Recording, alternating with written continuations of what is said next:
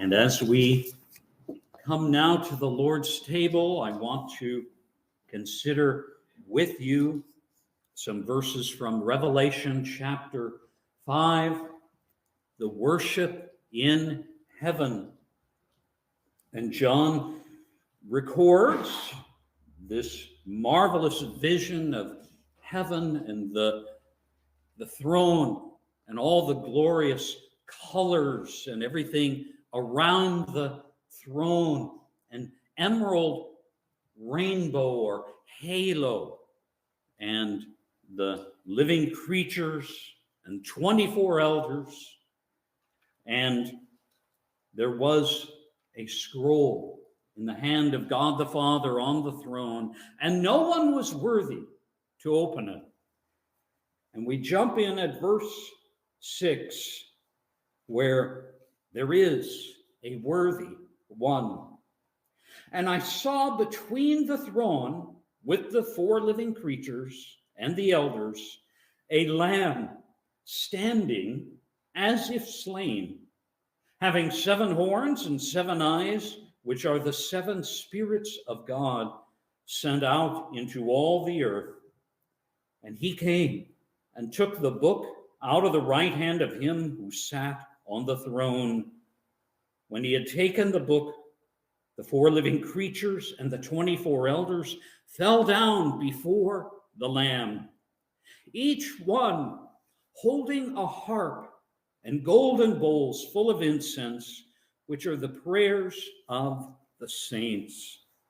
And they sang a new song, saying, "Worthy are you to take the book and to break its seals, for you were slain and purchased for God with your blood men from every tribe and tongue and people and nation. You have made them to be a kingdom and priests to our God, and they will reign upon the earth." And there's so much marvelous things to consider in this passage, but I want to focus on the song that they sang. Worthy is the Lamb, and it's echoed a few verses later. Worthy is the Lamb that was slain to receive power and riches and wisdom and might and honor and glory and blessing. This 7-fold praise to this worthy Lamb. But he is worthy, back to verse 9, to take really the scroll, biblios, but they didn't have books in the form we think of. They were scrolls. This is the 7-sealed scroll. Worthy are you to take that scroll and to break its seals.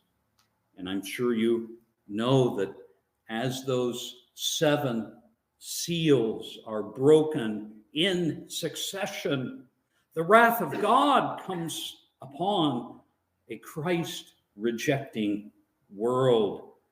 And those 7 seals then open up to 7 trumpets, which open up to 7 bowls of wrath, which take us to the culmination of God's wrath upon the earth.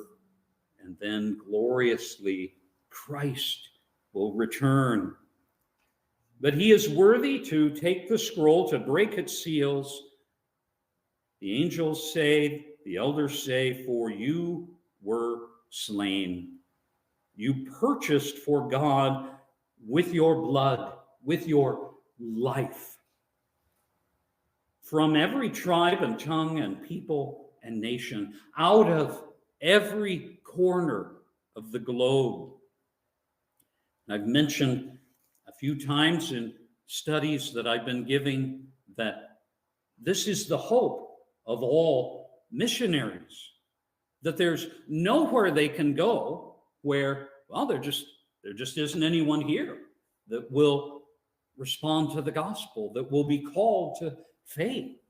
No, because he has purchased with his blood people from every tribe, every language, every people group, every nation, and will be with them forever. And he has made them, according to verse 10, a kingdom and priests to our God. You're a priest.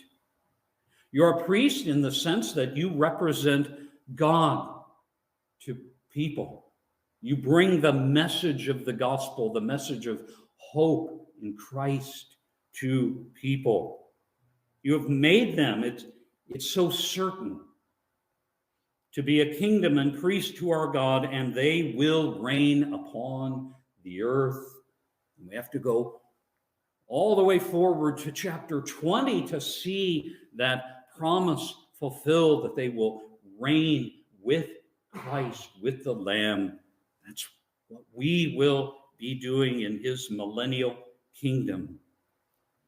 And he is the one who by his blood, by his death, by his sacrifice for sinners, has purchased us out of the slave market of sin. He has redeemed us, not for anything worthy in ourselves, but because of his grace, because of his mercy and kindness for us. He is purchased for God, that we may be priests, that we may be redeemed, that we may be part of his kingdom and rule and reign with him and glorify him forever.